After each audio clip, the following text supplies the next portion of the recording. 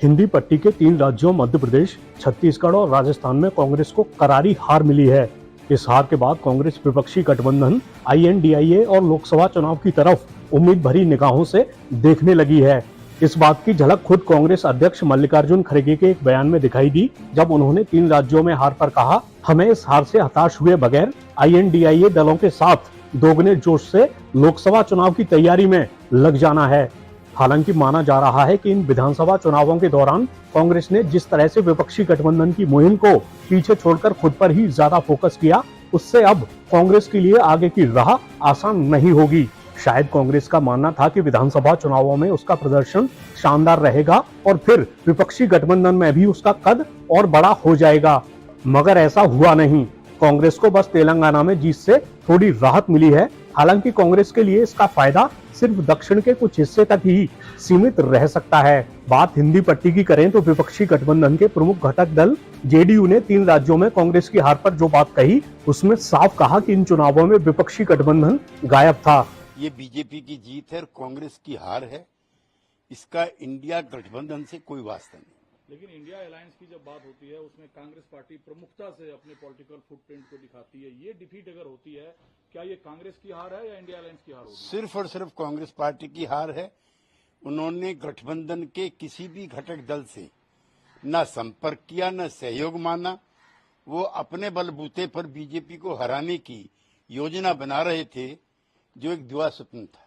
लेकिन बड़े नेता नीतीश कुमार, बड़े नेता अखिलेश यादव ये चुनाव के दरमियान भी कांग्रेस की टोका टोकी से परेशान दिखे। इन लोगों जो जैसा आपने कहा, ना राय ली गई, ना सुझाव माना गया, ना रैलियों में बुलाया गया। क्या इसका खामियाजा कांग्रेस को उठाना पड़ा? श्री मल्लिकार्जुन खड़गे ने 6 तारीख को इंडिया गठबंधन की बैठक बुलाई है।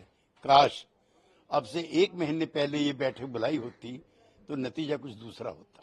लेकिन कांग्रेस के अक्सर नेता ये कहते दिखते हैं कि कांग्रेस के बिना इंडिया अलायंस गठबंधन की कोई कल्पना नहीं है। अब क्या होगा? अब कांग्रेस की क्या स्थिति बच गई है? क्षेत्रीय दलों के बगैर, सामाजिक न्याय के दलों के बगैर, समाजवादी आंदोलन के बगैर कांग्रेस पार्टी भारतीय जनता पार्टी को नहीं हरा सकती। जब ये विधानसभा चुनाव हो रहे थे, उस वक्त JDU नेता और बिहार के CM नीतीश कुमार ने भी कांग्रेस को लेकर बड़ा बयान दिया था। भाई एक INDIA Indian national developmental inclusive alliance का गठन किया गया, इसका नामकरण किया गया है। अब ये तो हो ही गया, तेजी से हो, लेकिन अभी तो काम ज्यादा नहीं हो रहा। अभी 5 जगह विधानसभा का चुनाव है, तो कांग्रेस पार्टी तो उसी में ज्यादा इंटरेस्टेड है। तो अभी तो जिसको हम लोग कांग्रेस पार्टी को आगे बढ़ाने के लिए हम लोग सब एक जुट के काम कर रहे थे, लेकिन अभी उनको कोई इस सब चीज की चिंता है नहीं। अभी तो लगे हुए हैं 5 राज्य के चुनाव, इसलिए 5 राज्य का चुनाव होगा, उसका अपने सबको बुलावेंगे। आजकल कभी कोई चर्चा नहीं हो रही। उधर समाजवादी पार्टी ने मध्य प्रदेश में कांग्रेस की हार के बाद तंज कसने का मौका नहीं छोड़ा। मैं कुछ भी कहूंगा, उसके बाद एक सवाल और आपका आएगा। अभी कुछ दिन पहले वर्ल्ड कप इंडिया हार गया था, आप दूसरा ही सवाल ये पूछते हैं कि इंडिया का क्या होगा। हम लोग निराश नहीं हैं, और राजनीति में, लोकतंत्र में इस तरह के परिणाम आते हैं। मान लीजिए जिस लोकसभा के क्षेत्र में मैं बैठा हूं, आप हम सब लोग हैं, 5 लाख वोटों से ये पार्टी जीतती है, भारतीय जनता पार्टी। इसका मतलब ये नहीं है कि सबका साथ, सबका विकास और सबका सम्मान हो रहा हो। अभी भी बहुत सारे ऐसे लोग हैं जो निराश हैं, जिन्हें उम्मीद थी, जिनकी उम्मीद तोड़ी है। तो ये राजनीति में परिणाम आते हैं, और जो भी परिणाम आएंगे वो कोई भी पॉलिटिकल पार्टी है उसको स्वीकार करेगी। लेकिन लड़ाई लंबी है। इन परिणामों से हमें और जिन लोगों को भारतीय जनता पार्टी जैसी बड़ी पार्टी का मुकाबला करना है, उन्हें बहुत तैयारी करनी पड़ेगी, बहुत अनुशासन में रह करके उन चीजों का मुकाबला करना पड़ेगा जिस रणनीति के तहत ये इतना बहुमत पा रहे हैं। इसलिए मुझे उम्मीद है कि आने वाले समय में परिणाम दूसरे होंगे। मध्य प्रदेश की बात कही जा रही है कि कमलनाथ अगर आपसे कमलनाथ का रूप अगर सही रहता। देखिए, मध्य प्रदेश के चुनाव में बातचीत हुई और ये भी आश्वासन मिला था कि आपको 6 सीटों में विचार किया जाएगा, लेकिन उनकी राजनीतिक परिस्थितियां ये नहीं थी कि हमें साथ लिया जाए समाजवादियों को। चुनाव में हार हुई है, हार को स्वीकार करना पड़ेगा और आने वाले समय में मैं समझता हूं हर हार हमें सबक सिखा के जाती है और हर हार में कहीं न कहीं हमें उम्मीद नजर आती है। जो कुछ हुआ मध्य प्रदेश में, भविष्य में ऐसा नहीं होगा।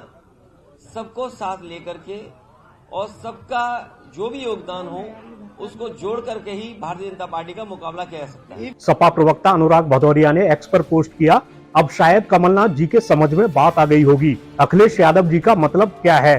दरअसल कांग्रेस नेता कमलनाथ ने सीट बंटवारे के विवाद के वक्त एक सवाल के जवाब में अखिलेश वखलेश वाला ये बयान दिया था। सर, अखिलेश यादव ने आरोप लगाया कि ठाकरे अरे भाई छोड़ो अखिलेश। इस मामले पर नेशनल कॉन्फ्रेंस नेता उमर अब्दुल्ला का भी बड़ा बयान सामने आया है। बीजेपी को तो मुबारक कहना ही होगा, क्योंकि हम शायद ये उम्मीद नहीं कर रहे थे। हमें लग रहा था, जो हम सुन रहे थे, बाकी तो ग्राउंड पे क्या था वो तो दूसरी बात है, लेकिन दोस्तों से, साथियों से कम से कम हम ये सुन रहे थे कि छत्तीसगढ़ में तो कांग्रेस आराम से आगे है, मध्य प्रदेश में भी वो जीत जाएंगे, तेलंगाना में तो वो उनकी कॉन्फिडेंस थी और यहाँ तक कह रहे थे कि राजस्थान में भी वो आखिर में निकल आएंगे। जब नतीजे सामने आए तो माँ सिवाय तेलंगाना के उनकी बाकी बातें जो हैं वो बेबुनियाद साबित हुई। ना वो छत्तीसगढ़ बचा सके, ना वो मध्य प्रदेश वापस जीत सके और ना वो राजस्थान दोबारा जीत पाए। मध्य प्रदेश में देखिए ना, अब शायद थोड़ी देर के लिए कमलनाथ जी चीफ मिनिस्टर रहे, लेकिन उसको छोड़ के अब 20 साल तो हो गए, ये 5वां टर्म शायद शुरू होने जा रहा है। सर, ये कोई मामूली बात नहीं है। और 6 तारीख को शायद कांग्रेस के सदर ने कुछ इंडिया अलायंस के लीडरों को खाने पे बुलाया है। चलिए, 3 महीने के बाद उनको दोबारा इंडिया अलायंस याद आया, अब देखते हैं उस पर क्या बात होती है। उधर आम आदमी पार्टी को लेकर भी अटकलें लगाई जा रही हैं कि उसके साथ भी कांग्रेस का तालमेल बैठना आसान नहीं होगा। कुल मिलाकर अब विपक्षी गठबंधन INDIA में सीट बंटवारे का मामला और ज्यादा मुश्किल हो गया है। ऐसे में आगे की सियासत और दिलचस्प हो सकती है।